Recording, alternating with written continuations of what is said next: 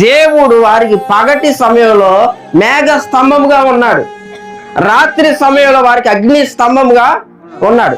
అగ్ని స్తంభం అంటే ఏంటంటే వెలుగు. రాత్రికాల సమయంలో వెలుగు ఉంది ఎందుకు? నడవడానికి.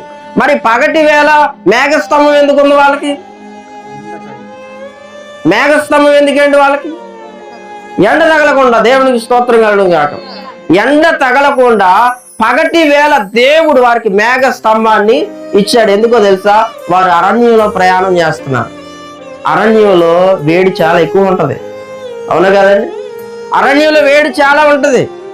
అరణ్యంలో కూడా నీకు వేడి తగలకుండా దేవుడు మేఘ స్తంభాన్ని ఈ రోజు ఏర్పాటు చేయబోతా ఉన్నాడు నీ కోసం.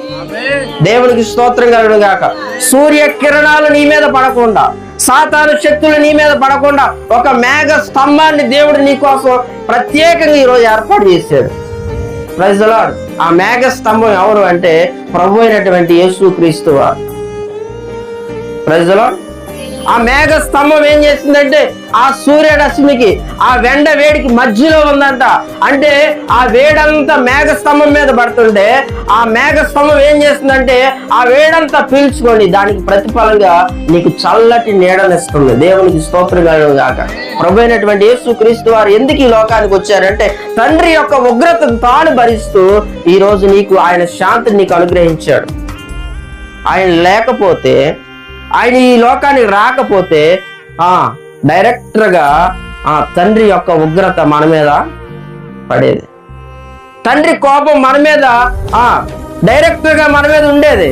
ఈరోజు మనం బ్రతుకుతున్నామంటే, మనం నివసిస్తూ ఉన్నామంటే కేవలం యేసుక్రీస్తు పెట్టిన భిక్ష మాత్రమే. ఆయన ఏం చేశాడంటే తండ్రి కోపాన్ని ఆయన భరిస్తూ ఆయన శాంతిని మనకి, అందుకని ఆయన మధ్యవర్తిగా ఈ లోకానికి వచ్చాడు. దేవునికి స్తోత్రం కలుగును గాక. హల్లెలూయా. మధ్యవర్తిగా ఈ లోకానికి వచ్చాడు ఆయన. పగటి వేళ అరణ్యంలో నువ్వు ఎండకి తట్టుకోలేవని మేఘ స్తంభముగా యేసు ప్రభు వారు ఉన్నారు.